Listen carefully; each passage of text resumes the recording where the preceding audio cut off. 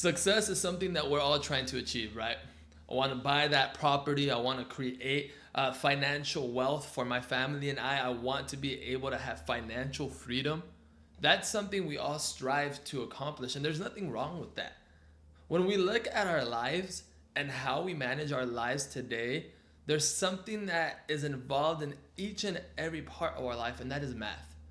Some of us, we follow guy math, which tells me, hey, I'm 5'10", but that's rounded up, I'm actually 6 feet. And you tell everyone, yeah, I'm 6 feet tall, I'm 6 feet tall. You're not. You're not 6 feet tall. All right, get that out of your head. That's guy math. It's not the truth. There's girl math, which tells me, hey, this $1,000 purse that I want is 50% off. So if I buy it now, I'm technically saving $500. So now that makes it a good purchase. That's not the case. It's still a horrible purchase. Why are you going to spend $500 on a purse? It's not going to benefit you in any way, shape, or form other than you might look good. And that's a hard might, right? When we look at our economy, when we look at analysts, when we look at people who they focus on finances or they focus on the market, they're going to tell you, hey, invest in the stock market. You're going to get a 7% return each year. By the time you're 50, 60, 70 years old, you're going to have $1 million in there. You're going to be able to take it out so that you can have a nice retirement. And there's nothing wrong with that, right? Some people are going to tell you, hey, invest in this property, buy a few rentals, allow the income that comes in from the rentals to create passive income and to create wealth and use that as your retirement fund. See, all these maths, they bring a justification into our life, whether it makes us feel better, whether it may or may not bring income into our life. The truth is that all these maths I talked about, there's no guarantee. There's a risk factor. Even investing in the stock market, there's a risk that plays a role. Even investing in a property, there's a risk that plays a role. Maybe that property is not up to code, and instead of coming out with passive income, you have to invest more money so that you can get that property to be to the point that it needs to be in. Maybe you invest in a stock and it's going up, bam, suddenly that business no longer exists. They went bankrupt, the stock goes to zero, and all the money you invested is gone. There is no guarantee. But what if I told you that there is one math strategy that if you were to apply this into your life, it'll change your life for the better. It'll change your finances. It'll change the way you look at what you are doing in your life, not just within your finances, but within your spiritual life, within your physical life. It'll change the way you just come about your perspective of life. And that math that I'm going to introduce to you today is called God math. See, guy math, it fails you. Girl math, it fails you. But God math, that's a type of math that if you apply this into your life, it will never fail. Now, I'm not telling you, hey, don't go invest in the stock market. If you want to invest in the stock market, I'm all for it. Go and do it. Be wise about it. Make sure you get together with someone who knows what they're doing. I'm not saying you can't become rich or gain wealth off the stock market. It is doable. I'm not telling you don't go invest in that property. Maybe I am saying don't buy that purse that's 50% off, right? Maybe I am saying that. But I'm all for investing in the stock market. Go and invest in properties. But what I am saying is do not place your trust in the stock market. Do not place your trust in your rental properties. Do not place your trust in your 401k or retirement plans. Maybe you have a Roth IRA. Don't place your trust in those things. Why? Because none of these things can bring a guarantee into your life. But what I am saying is place your trust in God. Why? Because God brings a guarantee into your life. You see, this world manages money a certain way. This world sees things a certain way. The math of this world has a system, and if you follow the system, you will see success. And if you don't, success won't come your way. While God's math is different, because it's not about what this world says, but it is about what God says. And I don't know about you, but what God says matters more to me than what this world has to say. Now let's talk a bit more about God math. What is God math? See, God math is the math that tells you that it is possible when the world tells you it is not. What am I talking about? See, when we look at the Bible and we go to the Gospels, there's a story that I like, and it is a story of 5,000 men. And it's just the men I'm talking about here. It's not including the women and children. And these 5,000 men, they were meeting in this place. Why? Because Jesus was there and they wanted to hear what Jesus had to say. Jesus has been going through this time in his life where he's creating miracles. People are coming to get baptized, to hear his word, to listen to what he has to say. And in this specific moment in the Gospels, we see that Jesus is in a place surrounded by 5,000 men, not including women and children, and they're hungry. And the disciples, they say, hey, let's send everyone home. And I'm paraphrasing here, of course. But Jesus says, no, don't worry. Let them stay. Not just that, we're going to feed every single person. And the disciples, they say, hey, we don't have enough to feed every single person that's here. And Jesus says, all right, rack up what we have and tell me, what can we do? So they grab what they have. They found a young boy. Not sure how old this young boy, if I were to imagine, he's probably preteen, maybe in his early teens. I'm not too sure. But they find this young boy, and this young boy has a basket. And in this basket, there's 5 loaves of bread and 2 fish. 5 loaves of bread and 2 fish. That's all they have, and they expect the 5 loaves of bread and 2 fish to feed 5,000 plus people. Impossible, right? It is, when you think like man.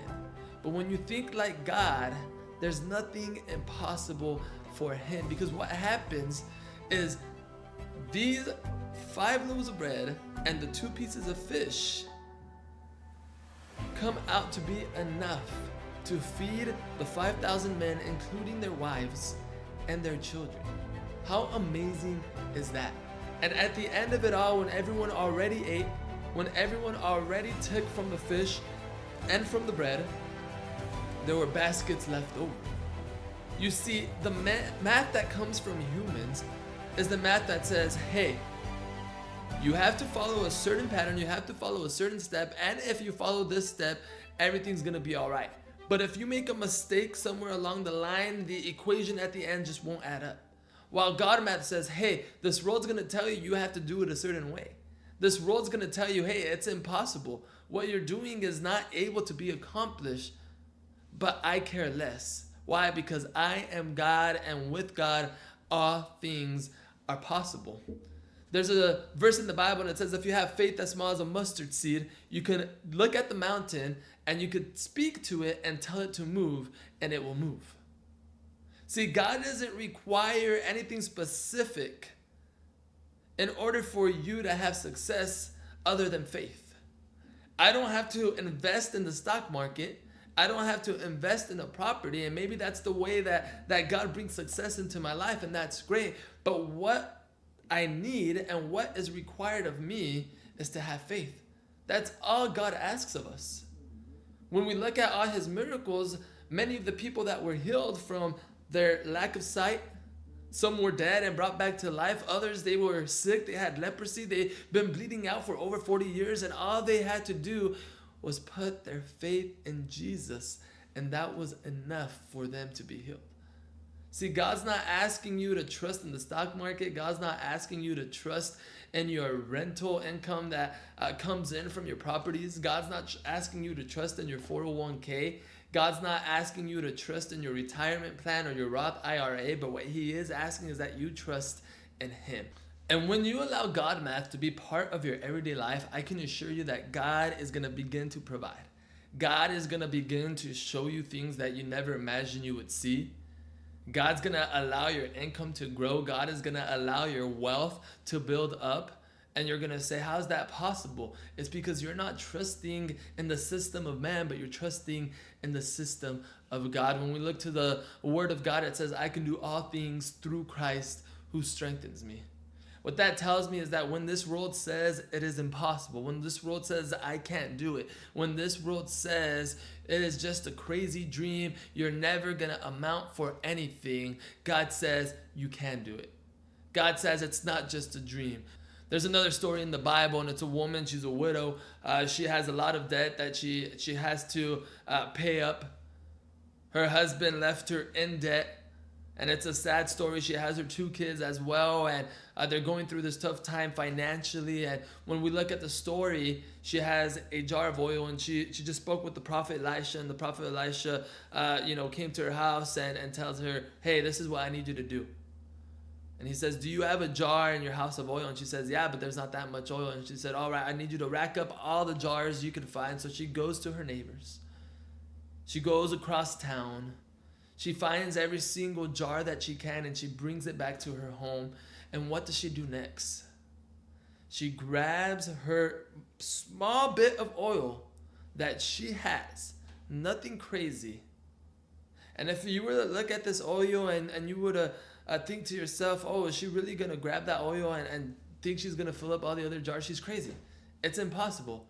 But what does she do? She grabs the oil. She begins to pour it into one jar. And to our surprise, that jar fills up. Then she grabs another jar, and that jar fills up. And she continues to grab more and more jars, and as she continues to pour in oil into the other jars, every jar that goes through that spot begins to be filled up until there's no more jars left. See, something that is impossible to man is possible to God. And that is why it is important that we do not place our trust in girl math, guy math, and the math of this world, telling us to invest in certain places if we want to see success, but instead invest in God math. Hey, I don't have the income right now, but you know what? I'm going to trust in you, God. So here is what belongs to you. Why? Because my trust is not in mankind, but my trust is in God.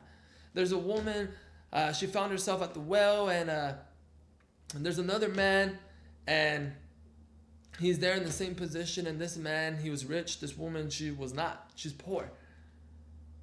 And this man, he gives to Christ a large portion of money, great amount. And this woman, she gives 1 coin. 1 coin. And on paper, this man, he gave a lot more than this woman. On paper. But Jesus, he says, this woman gave me more. And why is that? Because this woman gave all of what she had, while this man only gave a portion of what he had. What are you giving to Christ? What are you giving to God? And it's not just about your finances, right? I'm not asking you, hey, give everything to God as far as your finances go. But what I am saying is give everything of yourself to God. Give yourself to God. Because many times in our life, we only give a part of ourselves to God. Hey, God, I'm going to serve you on Sunday, and every other day of the week, I'm going to go do my own thing. It might not please you, but it's okay because I'll be back on Sunday. No, that's not what it's about. You see, God wants all of you, not just a portion of you. And many times we ask ourselves, why is it that God's not blessing me? Why is it that God's not involved in my life? Why is it that God is not speaking to me? And the answer is as clear as day. It's because you're not getting involved with God. It's because you are not giving God all of yourself as He deserves. As we go about our everyday lives, as you analyze what is going on in my life, and you reflect and begin to see, okay, how are my finances? How is my job? What am I doing? Am I pleasing God? Am I not pleasing God? Think to yourself, am I following God math, or am I following the math of this world? And I can assure you, and I challenge you to begin to apply God math into your life. And when you begin to do that, you're going to begin to see doors open up. You're going to begin to see new opportunities arise. You're going to begin to see God move in your life as you have never seen Him before. Not just your life, but the life of your children, the life of your family. And when you place your trust in Him, your life will change forever. So I invite you to not rely on mankind, but to begin to rely on God. Stop worrying about the economy of this world, of this country, of this nation as we know it, but begin to focus on the economy of God, because the economy of God is abundant. The economy of God has no end, and it will not dry out, while the economy of this world, there's no guarantee. There's no guarantee how long it'll last. There's no guarantee if there'll be another recession. There's no guarantee if the stock market's gonna come down and completely crash. There's no guarantee. But if there is one guarantee in this world, is that if you have Christ and you trust in Him, He will give you all the riches of His kingdom. Why? Because you have become a child of His. Begin to apply God math into your life.